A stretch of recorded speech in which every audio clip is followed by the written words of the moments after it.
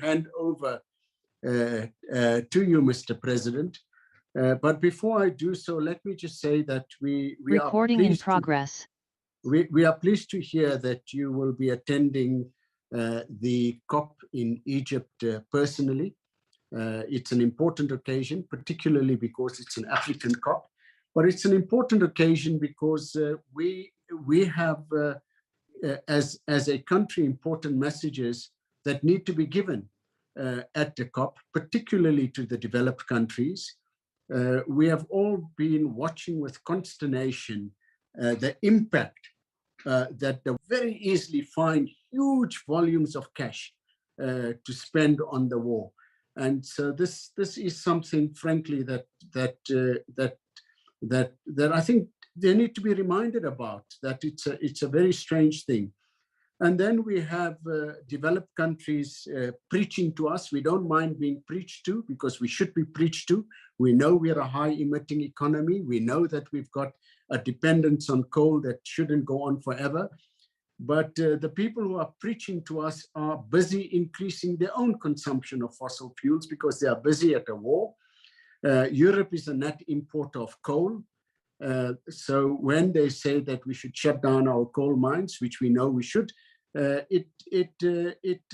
finger points to them too. And the United States is continuing to grow as a net exporter of fossil gas, which mainly comes from fracking. So it's a time of enormous concern to us, and we do hope that the developed countries are going to find a way of... Who is the chair of this commission, and to all the commissioners and to everyone that's listening in. So as the Deputy Chair said, this is a special sitting at which the President and his team is going to brief us on the Just Energy Transition Investment Plan. It's obviously happening at a very important time for the world and for us as a country. So we're about to go to COP27. We're incredibly proud that the President is leading our delegation to COP. The JET-P, as it was called then, was announced at COP26. There's been a team led by Mr. Daniel Manele hard at work putting together the details of the $8.5 billion deal and stakeholders for consultation. So we're looking forward, Mr. President, to your introductory remarks, and then Mr. Manele will do a presentation. So thank you, and over to you. Mr. President.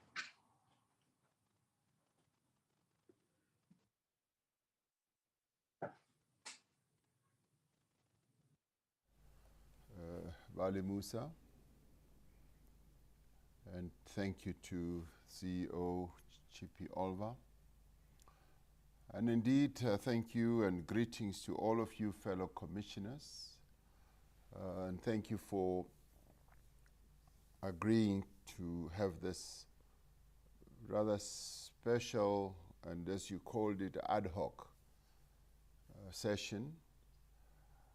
We thought it was important for us to have this session so that we have an opportunity to have a discussion with yourselves following a discussion that we had in Cabinet regarding the investment plan and some of the issues that and the activities we've been involved with or in following the discussion at Cabinet. So this for us is very important. It is also important ahead of our trip to Egypt at COP27, which Mr. Musa, as you correctly say, I will also be attending to represent our country and our people, together with a number of ministers and officials. It's a very important gathering of the world, really. You might recall that exactly a year ago to this day, I addressed a special session at COP26. I did so on the virtual platform, COP26 in Glasgow, on the topic of accelerating a just and inclusive energy transition. Much as I wasn't there and present with other leaders, I said then that while the energy transition is necessary for reducing global carbon emissions, the transition that we have to embark on must be a fair and a just one. That commitment to a just transition has remained at the very center of our agenda as government, and indeed in the work of this commission. And I must once again commend you, Deputy Chair, and the commission for the excellent work that has been done thus far in executing the mandate that I passed on to the commission when I appointed you. As we gather here today, our country is confronted with three interrelated crises. We face a shortfall in electricity supply, which has caused our economy immense damage and continues to destroy jobs and livelihoods. It's put a number of businesses in great difficulty. Some have had to shut down. So this is a real crisis, and its enormity is widespread throughout the country. The other overbearing crisis is that we face unacceptable levels of poverty, unemployment, and inequality, which strain the very fabric of our society in ways that are just so heavy on the people of our country. And thirdly, we face the critical and urgent threat of climate change, the effects of which we are already experiencing in South Africa, in that we continue to face all the calamities that are given rise by climate change. On the east of our country, we have continuous flooding that destroys public infrastructure, that destroys homes of our people, businesses, and just devastates the life of our people. And on the western side, we face the specter, almost on an annual basis, of continued droughts. We must confront and overcome these challenges, not only for our own sake, but for the sake of future generations. And what we do now to address these challenges is going to have an impact on future generations. Today, on the threshold and the eve of COP27, we have decided that we should release South Africa's Just Energy Transition Investment Plan for discussion, as I said in the National Assembly yesterday, for discussion amongst our people, and also principally also for discussion by the Commission. This is a plan that we're putting out for that purpose, and thereafter we expect suggestions, views to be put forward, and indeed we expect that the discussion will be widespread as to involve as many of our people as possible.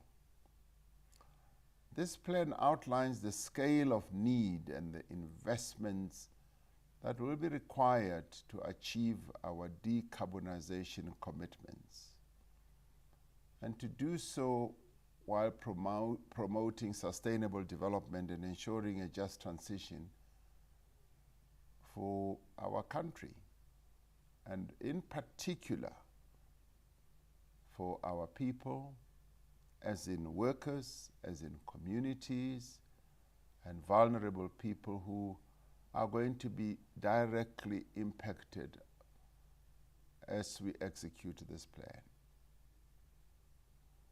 But it must also be a just transition that also has an impact on the social life of our people, on the economic life of our country, on businesses, and various categories of the people of our country. The investment plan,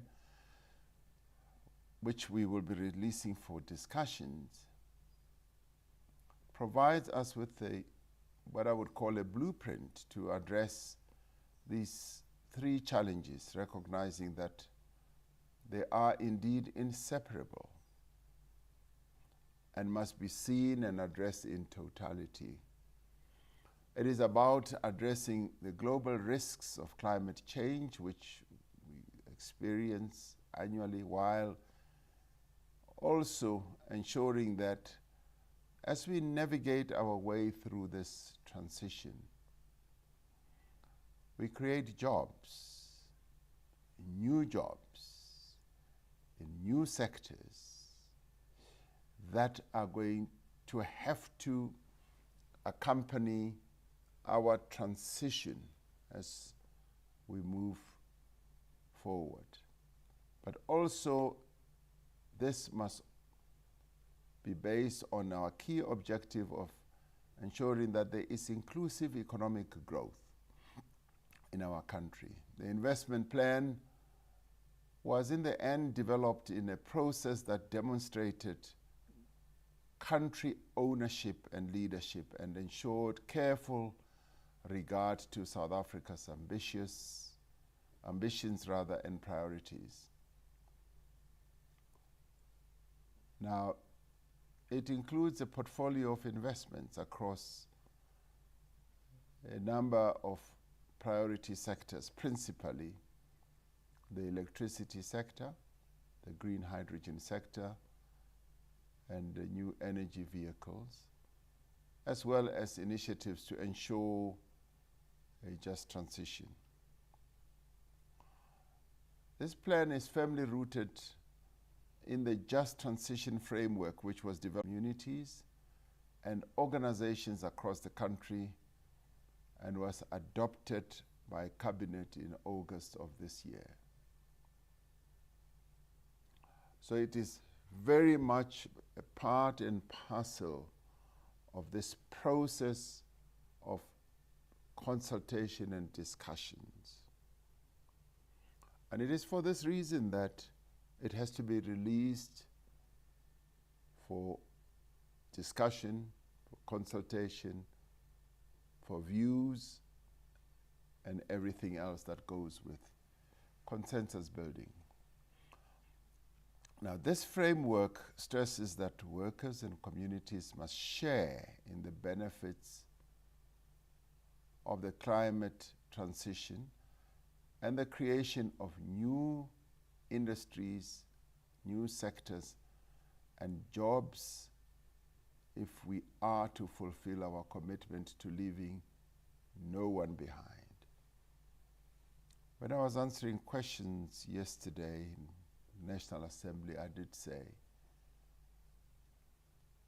we have embraced and adopted this leaving no one behind concept, not only as political speak, but as an important concept which is quite important for our determined contribution. Now, other people who continue to look at our economy, and when they look at our economy, they take a long-term look and they go to 2050. They say that we are going to need much more money, and they are right, they are correct. This is just in the 5 years that a 1.5 trillion rand will be necessary. And going forward, much more money will be needed. Now, this includes investing in our transmission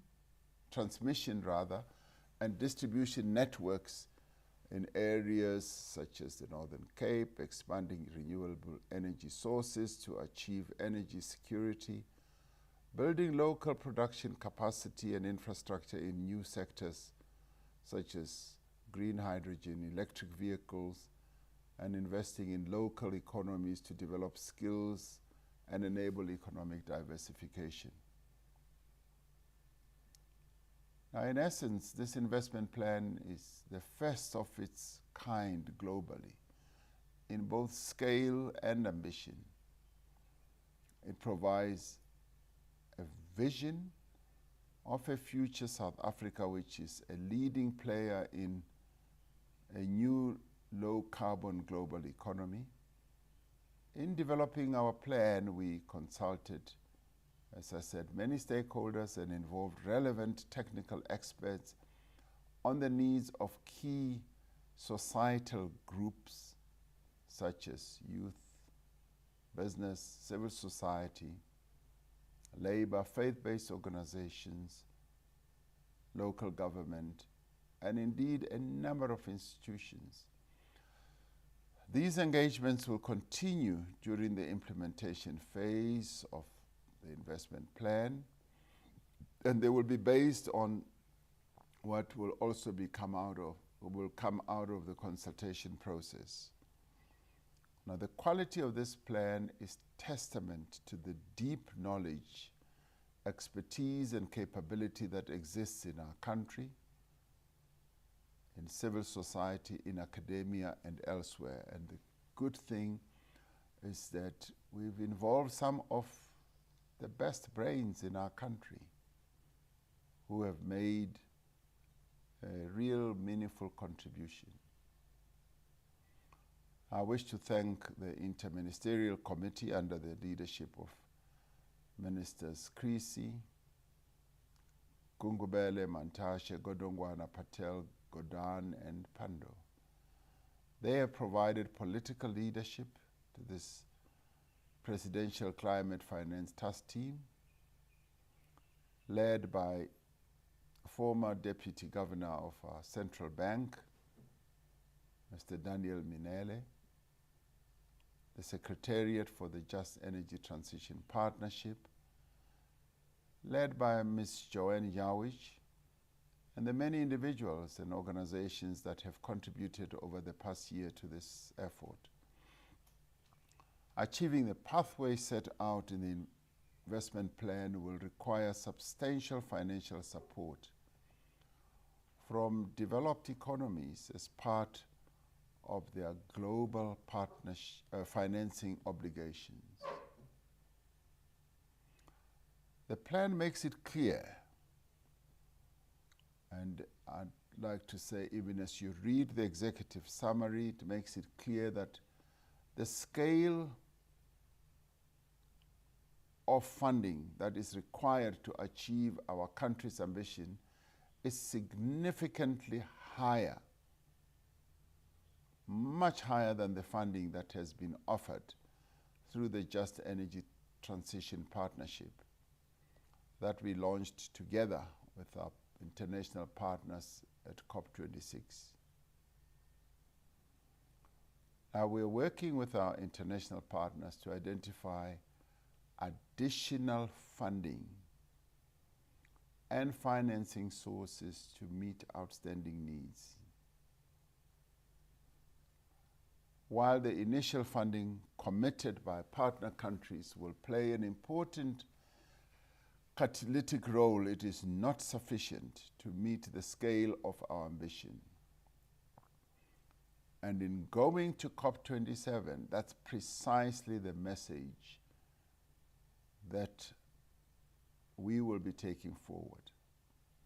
Supporting a just transition requires adequate financial support that must include a significantly larger grant funding component to ensure the implementation of active labor market policies, reskilling, upskilling, as well as the creation of new industries on a considerable scale. I am currently communicating with the leaders of the United States, some of them to say, we need much greater funding than what has been put on the table to support our plan. And I have stressed that the component of the grant funding is far lower, much lower than what we need to fund our transition. We are a country that is already heavily burdened with debt, and I've communicated very, very clearly to them and will be having further discussions with them. And they've been rather open and willing to listen to us on this quest for more funding, because our plan can really only be fully and properly executed if there is more grant funding and if there is more funding made available in the form of concessional loans, as well as investment packages that can be put forward. Now, I should say, in fairness to some of these partners, they have come forward to say yes, they are willing and prepared to make more proposals, to put more proposals on the table. Our path towards a just energy transition cannot be separated from the need to deliver real progress and practical climate actions on the priority issues for Africa and on other developing economies. Deputy Chair, you are absolutely right with your opening remarks in saying that we have seen the more developed economies, particularly in this period of this conflict between Russia and the Ukraine, moving more and more towards utilizing fossil fuels, which it is said the whole world should move away from. And we've seen them even going back to utilization and some of them reopening of some of their coal-fired power stations. But we also remember that the promise that was put out in Paris that they would make available up to $100 billion a year so that all of us can transit in a much more effective way in terms of the support that we need, the mitigation that should be there, and how we should adapt. That promise was never really fulfilled. Now, even as we move forward, as we should, given the exposure we have to climate change, we remember what has happened in the recent past. And it is for this reason that we are emboldened to argue and agitate for more funding, even within the parameters of the deal that was struck in COP26 for the $8.5 billion, and which we say, much as it is welcome, it is not enough, and the grant funding thereof also needs to be upgraded. So we need to see significant progress on adaptation, support, mitigation in the whole process as we deal with the impact of climate change on our own country.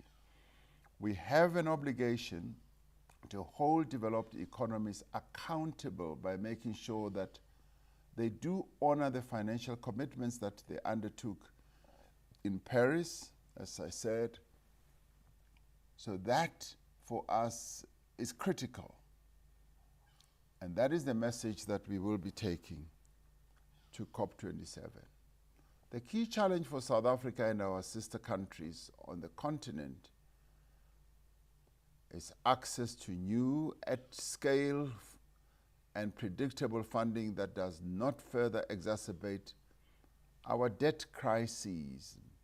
Many of our countries, our own included, carry inordinately high levels of debt.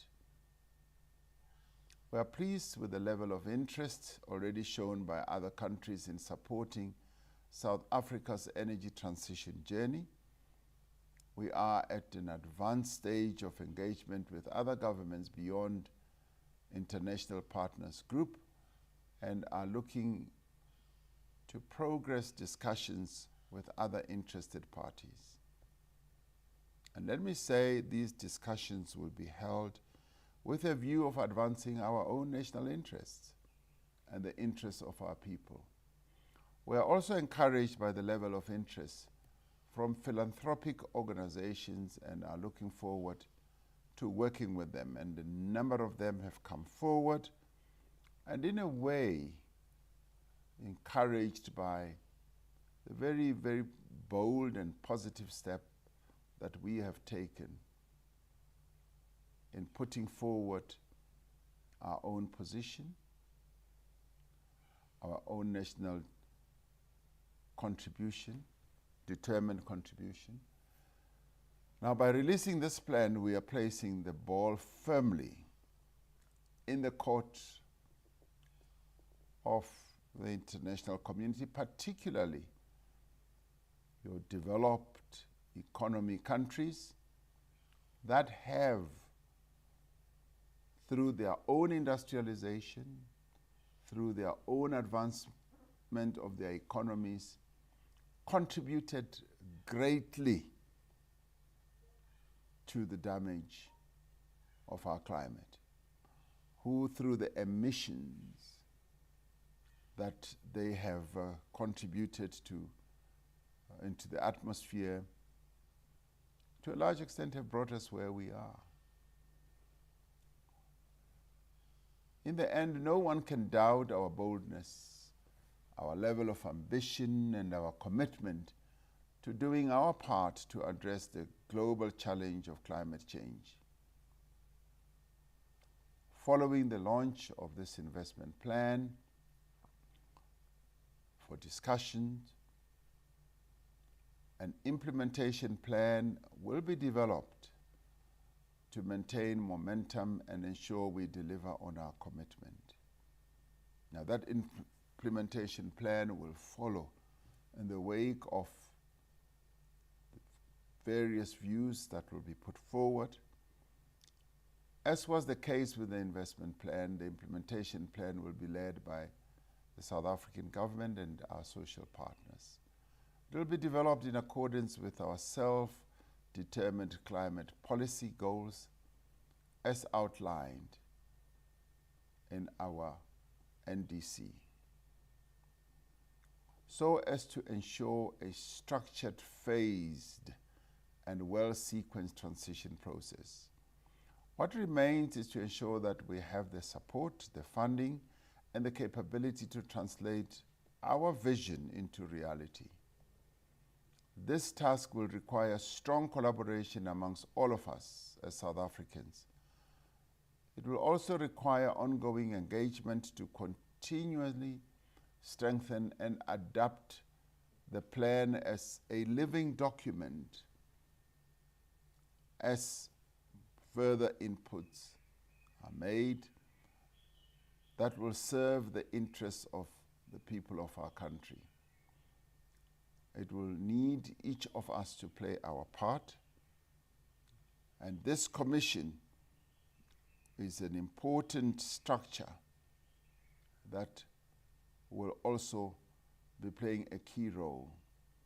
Now let us take the next step on this long journey with determination, with hope, and with solidarity. I have no doubt whatsoever that the work that the Commission is doing will contribute greatly to embolden our position, but also to embolden our standing in the world, on our continent, as we continue to traverse this path of addressing the challenge of climate change. And I do believe, Deputy Chair, that working together will be able to line the broad parameters of this plan, which, as I said, we will be putting out so that we can have the discussions and the consultation that is needed. Thank you very much. And I look forward to the discussions and to the inputs so that we can also be much clearer as we go to Egypt on what message we need to be transmitting to the world. Thank you very much. Thank you very much for those words. I know that it's a busy time for you, so we won't detain you unnecessarily, but the commissioners may have one or two brief comments for the President before we go on to the presentation. Is there anybody that wants to say anything? You know, it's not every day that you can say something to the President. So if you do want to say something, if not, then President, let me just say that we look forward to interrogating the investment plan as has been developed by the government. And this is what the Commission is there for, in order to look at it. And we've got all of the social partners of the Republic represented on the Commission, the various sectors of the economy, and the 4 trade union federations, a number of the environmental NGOs and various other sorts of people.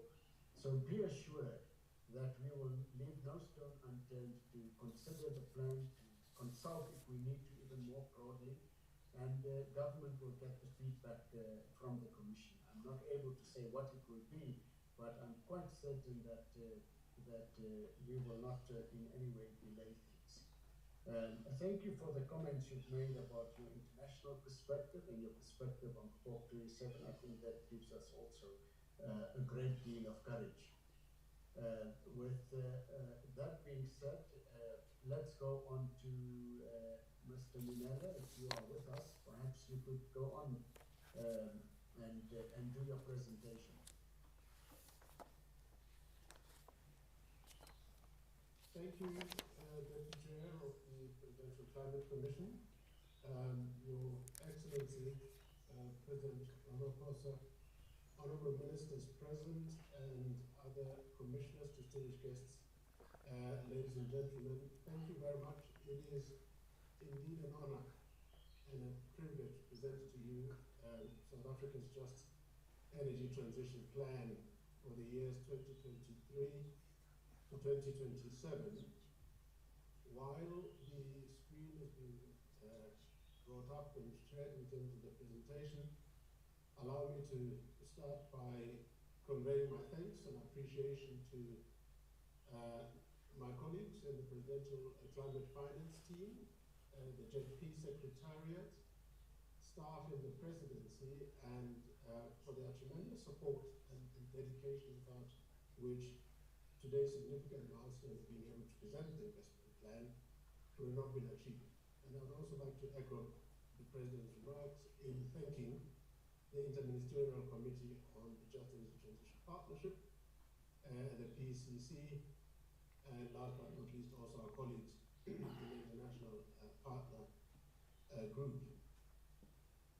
The South Africa's Just Energy Transition Investment Plan that's been released today on an immense knowledge base and generosity really of South African institutions, of organizations and experts in energy and just transition who have made available their time to assist and support, to give us wise counsel in the process of developing the plan with the support of the Secretariat. I hope that today's presentation, which is a brief summary of a comprehensive and detailed plan running into some 200 pages, will provide the relevant context for when you then engage with a full document. It is a 5-year just energy transition plan, and as I indicated, covering the period 2023 to 2027, and supports South Africa's systemic approach to establishing a low-carbon economy and a climate resilient society.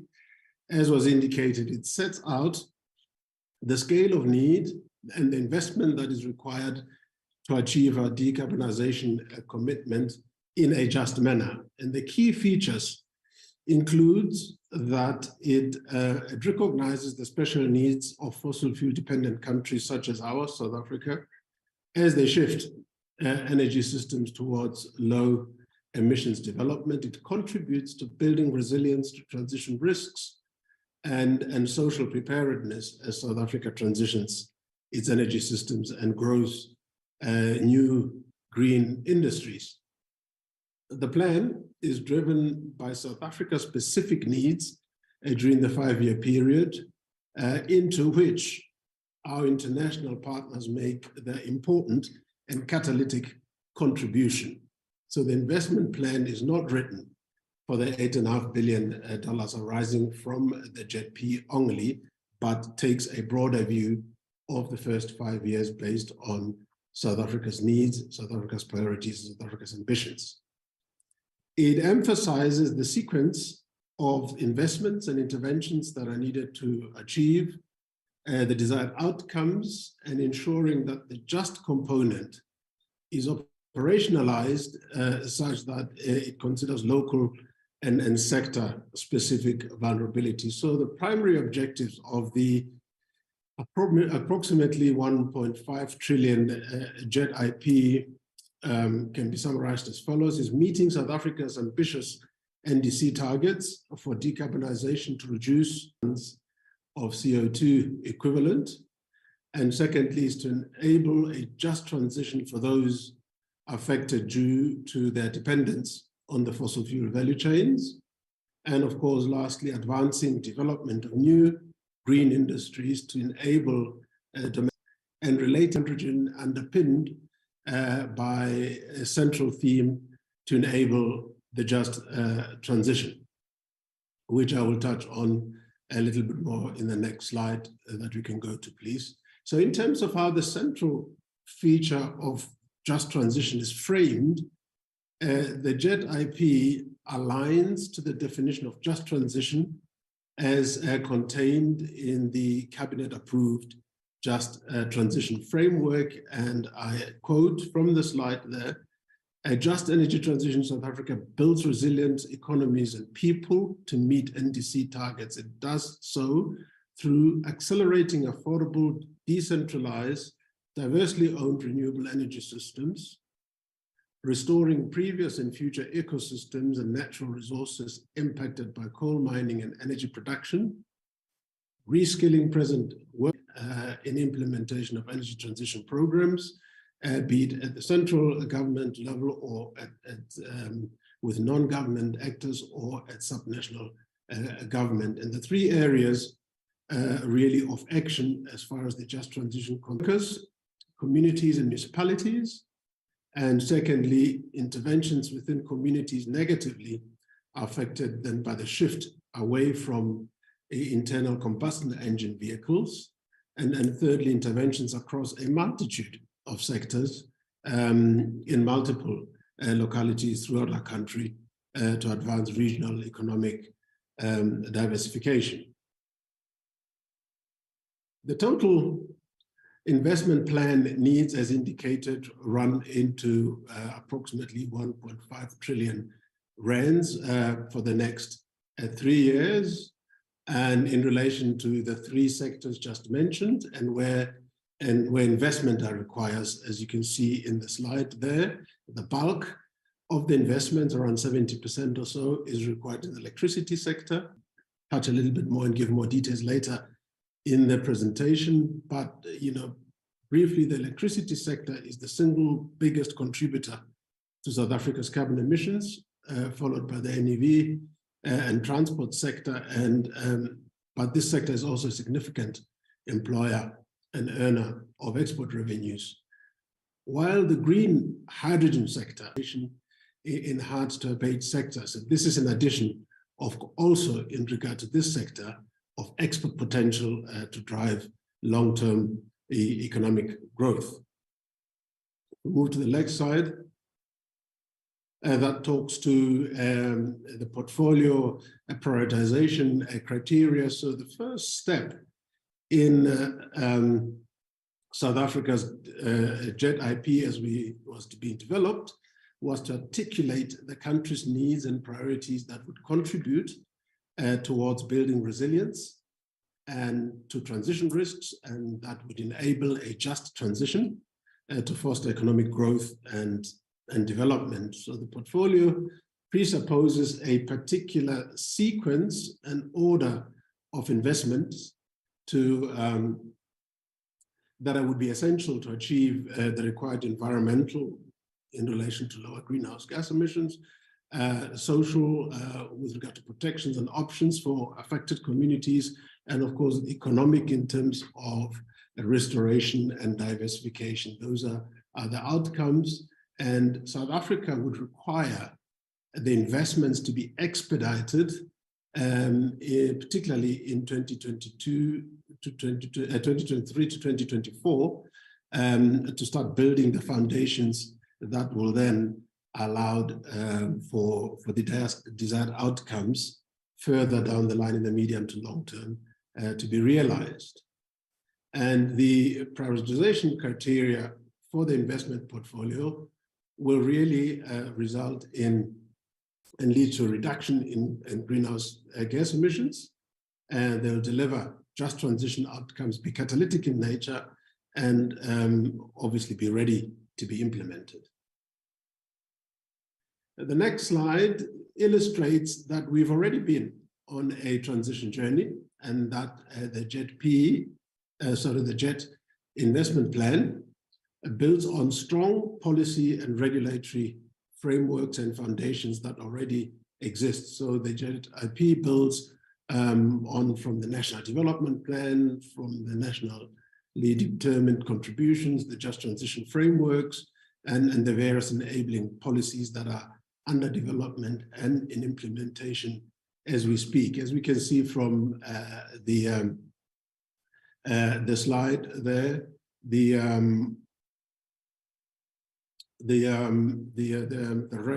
renewable energy and independent power producer procurement program goes back to 2011.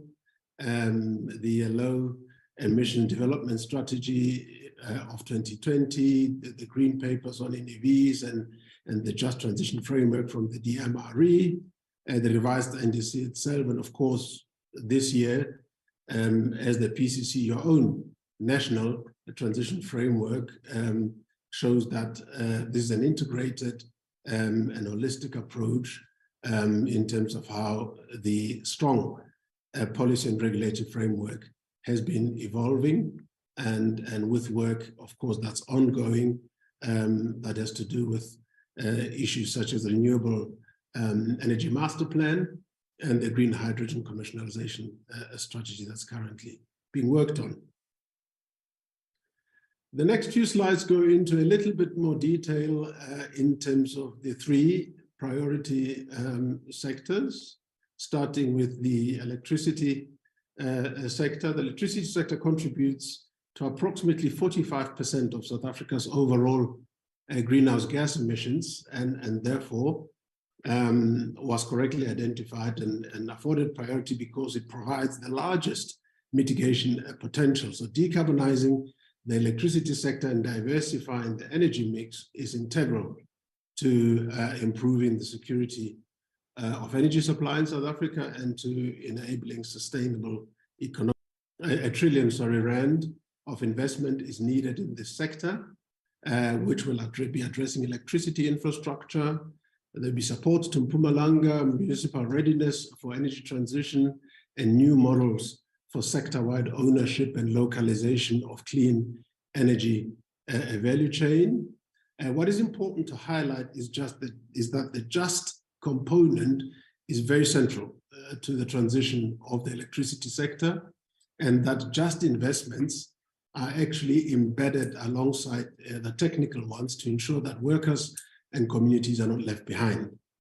The investment plan includes interventions within coal-producing and coal-reliant areas to spearhead diversification and socio-economic transformation for those who will be most impacted by the phase down of coal in line with the energy policy. But this latter dimension is particularly important given the high concentration of distributional impacts that will affect and that will be felt in Mpumalanga over the short to the medium term. So between next year and 2024, South Africa needs to prioritize strengthening the grid, accelerating renewable energy investments, and preparing communities and local government for the phasing down effects of decarbonization in the form of mine and plant closures and repurposing. If we then move on to the new vehicles, the new energy vehicles, as many of you will know, South Africa is there are significant economic consequences from the threat of obsolescence, as the sector is a significant contributor to South Africa's GDP, at around 5.5% of GDP. It's responsible for approximately 15% of our export revenues and also a major employer. So the NEV element of the investment will be focused on supply chain localization, setting the base for manufacturing of new energy vehicles and new energy value chain components to provide both sector stability and new growth through green product manufacturing. And in the NEV sector, when it comes to the just investments, these are focused on communities that will be negatively affected by the switch away from internal combustion engine vehicle manufacture and the maintenance work related to that. This slide shows the distribution of the allocation of the amounts. Going to the next one, the green hydrogen sector, to which approximately 320 billion has been allocated. This, of course, presents new opportunities for South Africa. It can enable the transition of key carbon-based and international trade exposed sectors, protect competitiveness of some downstream industries, and allow and enhance exports. It can boost GDP and, of course, support hydrogen ecosystems by undertaking critical planning, feasibility studies, proofs of concepts, and building the necessary skills that will be required. And across all sectors, there are, as we indicated earlier, there are interventions to support deep decarbonization and promote for economy and embrace new opportunities.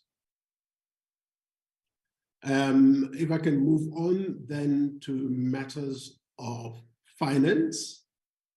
So a process that was country-led and country-owned, as the President alluded to, the circumstances and needs. So the Just Energy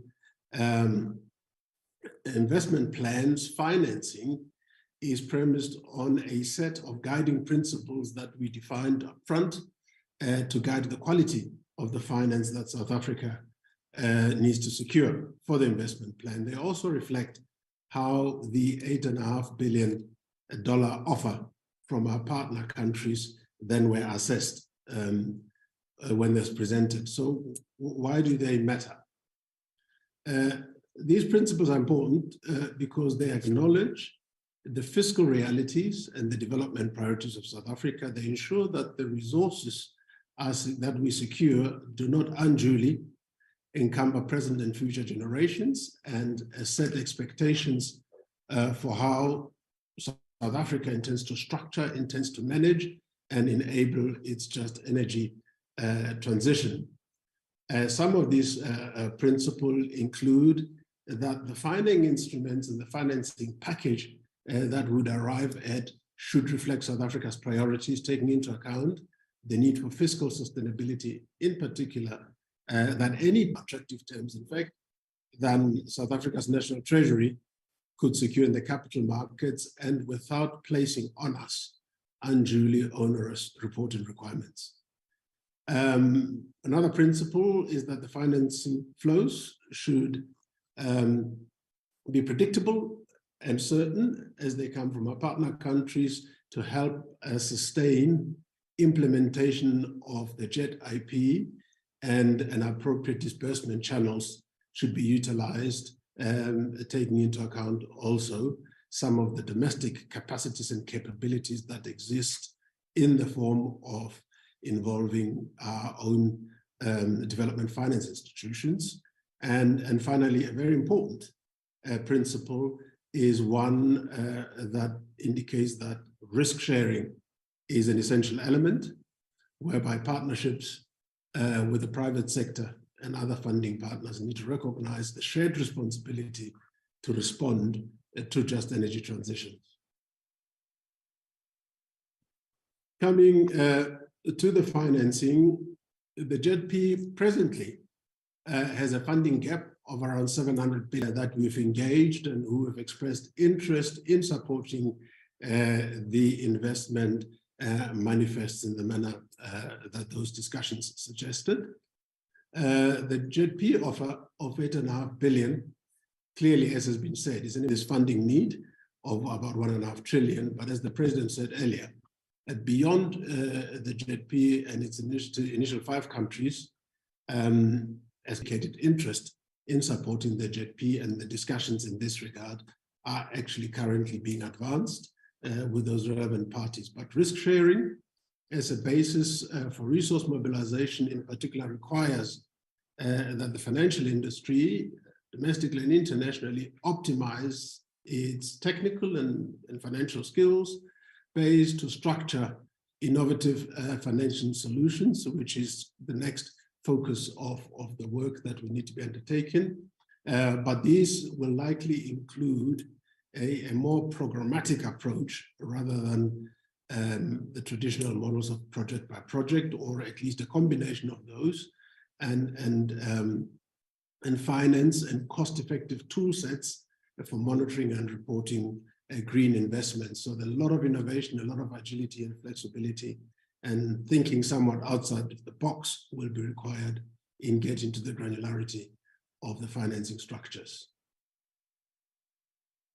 The next slide gives an indication of the actual offer from the IPG, both on the basis of the countries and the contributions that will be coming from those countries, but also gives a sense of the actual instruments that would be used, be grants, be concessional loans, commercial loans, guarantees, and sets out how the 8.5 billion is made up.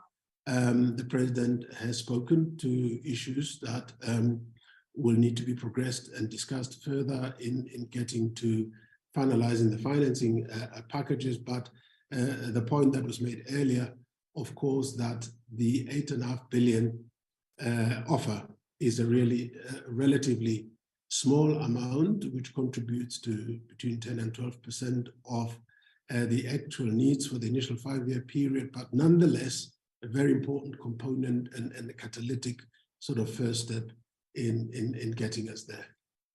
I will draw to a close soon. The next slides just indicates how this initial 8.5 billion from the IPG as an first important contribution, as I said, would be allocated across the priority sectors.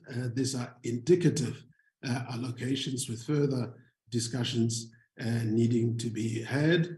And the key, of course, being, as we've indicated, that this needs to align with South Africa's ambitions and priorities.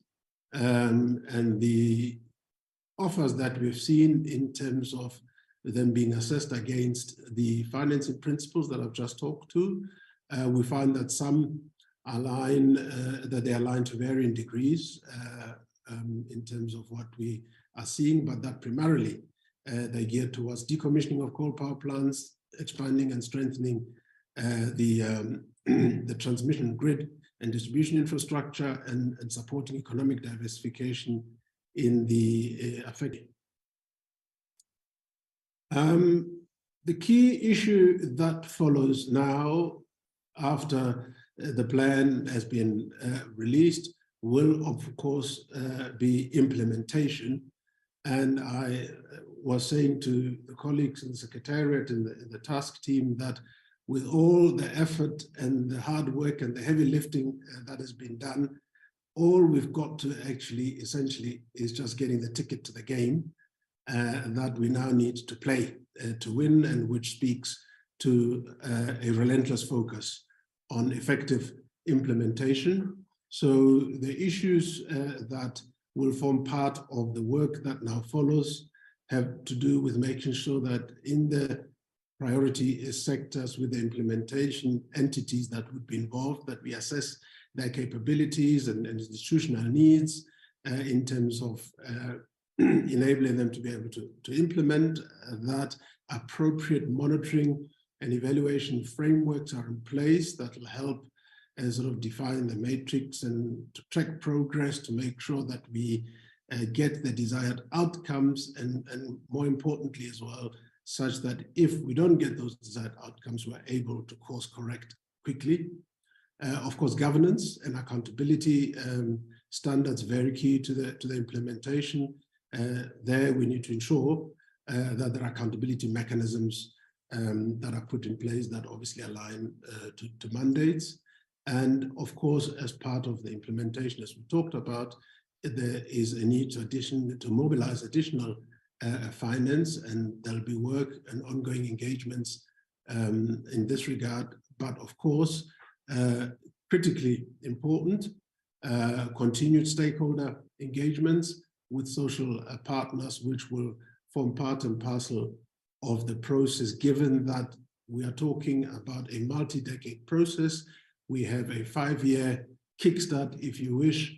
The investment plan will be a living document which will respond to evolving conditions, and as such, ongoing stakeholder consultation and alignment will continue to be a central feature of the work. In some sense, and of whetting of the appetite for people to engage with the 200 pages that are in store for you. Thank you very much for that presentation. Let me ask the Executive Director, Dr. Olver, how do you plan, what is your recommendation matter forward? Nela, this is now being put out for stakeholder engagement. And I think what's important is that there really is a thorough process of scrutinizing the plan and commenting on it. You know, what we have done previously as the Commission, you know, we supported the PCFTT by facilitating a set of stakeholder engagements. I think it's up to them as to how they want to structure that process, but certainly from the side of the Presidential Climate Commission,